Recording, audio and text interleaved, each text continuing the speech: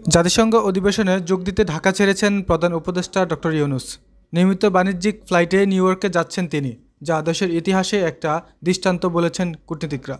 সোমবার ২৩ সেপ্টেম্বর ভোর ৫টা ৫ মিনিটে কাতার এয়ারলাইন্সের একটি ফ্লাইটে সফরসঙ্গীদের নিয়ে রাজধানী হজরত শাহজালাল আন্তর্জাতিক বিমানবন্দর ছেড়ে যান তিনি। এর আগে জাতিসংঘ সফরে শুধু সাবেক প্রধানমন্ত্রীর খরচের জন্য বরাদ্দ থাকত ১২ থেকে ১৫ লাখ টাকা। এর মধ্যে ছিল বিশেষ ফ্লাইটে যাওয়া আসা সহ থাকা খাওয়া খরচ, আর সফরসঙ্গীদের বিশাল বহরের জন্য খরচ হতো প্রায় ২৫ কোটি টাকা। অথচ এত বড় বহরে কাজের হিসাব জানতেন না কেউ। এতে করে সরকারের বড় অঙ্কের টাকা অপচয় হয়েছে বলে মনে করেন বিশ্লেষকরা। অথচ এবছর প্রধান উপদেষ্টা ডক্টর মোহাম্মদ ইউনূস যাবেন নিয়মিত ফ্লাইটে, সাথে যাবেন ৫৭ জন। জাতিসংঘের ৭৯তম সাধারণ অধিবেশনে যোগ দিতে ২৩ সেপ্টেম্বর নিউ ইয়র্কের উদ্দেশ্যে রওনা হচ্ছেন প্রধান উপদেষ্টা ডক্টর মোহাম্মদ ইউনূস। একটি বাণিজ্যিক ফ্লাইটে নিউ ইয়র্কে পৌঁছাবেন তিনি। শুরুতে ৭ জনের কথা বলা হলেও তার সফরসঙ্গী হিসেবে থাকবেন ৫৭ জন, যা দেশের ইতিহাসে একটা দৃষ্টান্ত বলেছেন কূটনীতিকরা।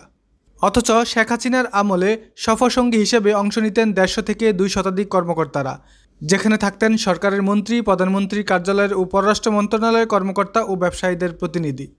জাতিসংঘের এই সফরে যেতে শেখ হাসিনা চার্টার বিমান ভাড়া বাবদ খরচ করতেন প্রায় ২ লক্ষ টাকা।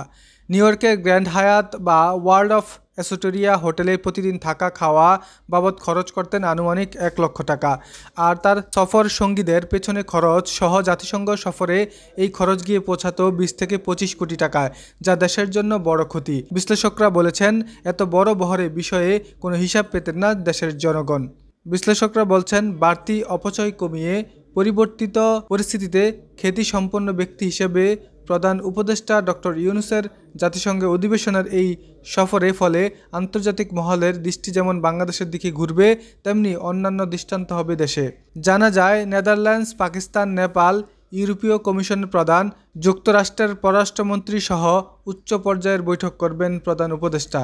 তবে ভারতের প্রধানমন্ত্রী নরেন্দ্র মোদীর সঙ্গে আলোচনার সম্ভাবনা নেই। রাকিবুল হাসান, প্রধান সংবাদ, ঢাকা।